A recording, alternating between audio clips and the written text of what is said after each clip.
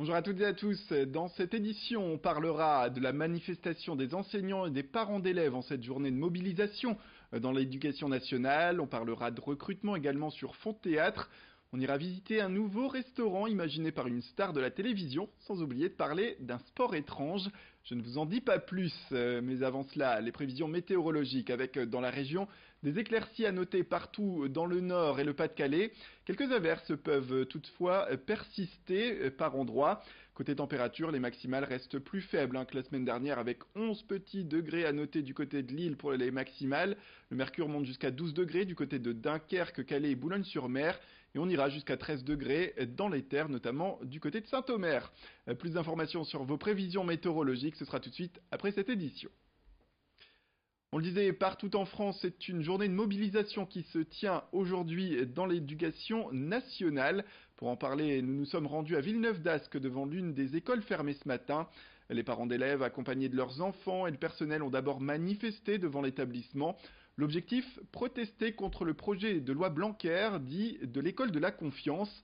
Les parents se sont insurgés contre la fermeture également d'une 4e classe de maternelle à la rentrée prochaine.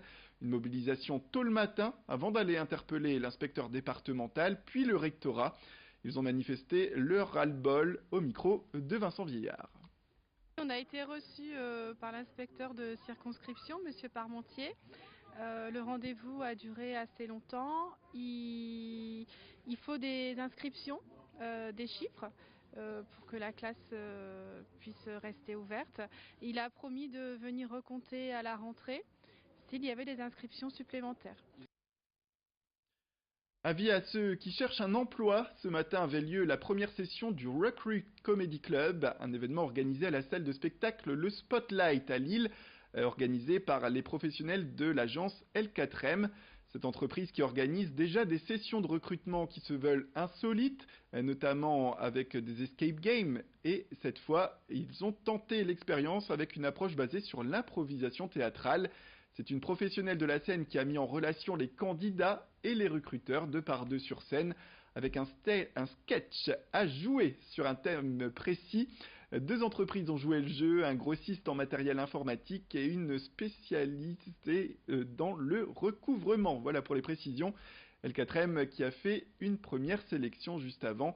Et à la fin de cette session théâtrale, il a permis d'ôter les préjugés et de laisser le naturel prendre toute sa place avec un entretien traditionnel que Vincent Vieillard a pu voir de ses yeux.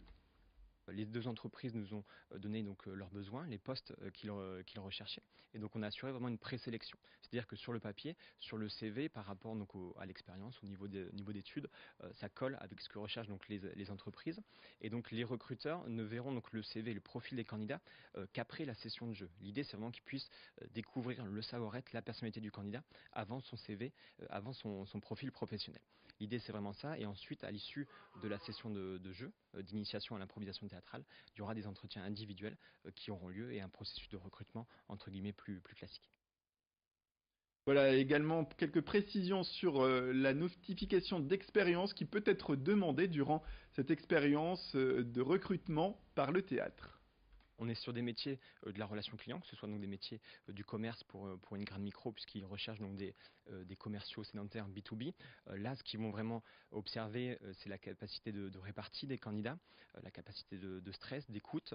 Et donc pour conciliant, on est sur des gestionnaires donc recouvrement. Donc là, on est pareil sur vraiment les capacités d'écoute, les capacités à rebondir et à être capable vraiment d'apporter la bonne réponse aux personnes. L'idée, c'est vraiment ça, d'observer donc le savoir-être des candidats. Allez, place à un sport insolite, on en parlait en début de flash, qui se développe à Lille. Il s'agit du tech-ball. C'est une discipline tout droit venue d'Hongrie. Inventé par un ancien joueur de foot et un ingénieur, il s'agit d'un mélange de tennis de table et de football. Il se joue à 2 ou à 4. En France, il existe 25 clubs comme le Lille Métropole Tech-Ball, créé en août dernier. Et l'heure est d'ailleurs au recrutement puisque les 6 membres actuels sont à la recherche de nouveaux joueurs. Peut-être qu'ils s'ennuient. Si vous êtes intéressé, sachez que ce week-end, en tout cas, le circuit Tech Ball France 2019 sera lancé à Roubaix. Ça va se passer samedi et dimanche à la salle de Sport Pays. Une quarantaine de joueurs vont s'affronter en vue de l'Open de France. Et Gunaï est allé rencontrer les Lillois. Le club s'est créé comment? Tout simplement parce que moi j'ai connu le Teqball en septembre l'année dernière. J'ai eu la chance de partir à Budapest pour faire la formation d'arbitre international. Suite à ça, j'ai arbitré la Coupe du Monde à Reims qui s'est déroulée en octobre l'année dernière. Et là je suis reparti à Budapest pour passer mon diplôme de formateur arbitre. Et du coup, avec Emilien, on a eu l'idée de créer un club pour pouvoir justement développer le Teqball, parce que c'est une pratique qu'on adore et on est vraiment accros tous les deux de ça. Alors on a le Facebook, le Lille Métropole Teqball. Donc là, il y a nos coordonnées, on peut nous joindre dessus pour pouvoir venir faire des initiations, ou nous on se déplace, on vient faire des initiations dans les écoles, dans les clubs sportifs, peu importe. Florent Leyden, l'ancien candidat de l'émission Top Chef en 2013, a ouvert sa deuxième adresse à Lille. Après le Blompot rue des Bouchers, place au Beerbuik rue Royale. Le concept veut apporter 2 services. Au rez-de-chaussée, une restauration digne des tavernes flamandes avec un estaminet snacking qui offre la possibilité de manger sans réservation. Et puis à l'étage, les gourmands peuvent profiter d'une formule entrée plat dessert et boisson à 25 €. Et là par contre, il faut réserver.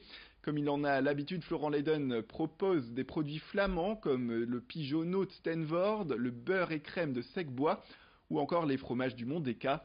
Vincent Vieillard est allé le voir. Le Beerbuik, c'est un ventre à bière. C'est ce que ça veut dire en flamand en tout cas. C'est pour ça qu'on l'a fait rose à l'entrée. Il fallait trouver quelque chose qui nous corresponde à Kevin, Clément et moi, les 3 associés ici. Et le temps faisant, l'hygiène de vie faisant, on se retrouve tous avec un petit Beerbuik, donc voilà, le mot était tout trouvé. On ne change pas de credo, on ne travaille que des produits locaux, les bières qu'on brasse sont faites avec des produits locaux aussi, tout ce que vous allez manger est fait avec des produits d'ici. On ne fera jamais machine arrière, on ne peut pas revenir là-dessus. Quand on a commencé à consommer raisonnable et raisonner, on ne peut pas revenir en arrière. Voilà pour cette adresse à découvrir. C'est la fin de cette édition, merci à toutes et à tous de nous avoir suivis. Restez avec nous, l'information continue.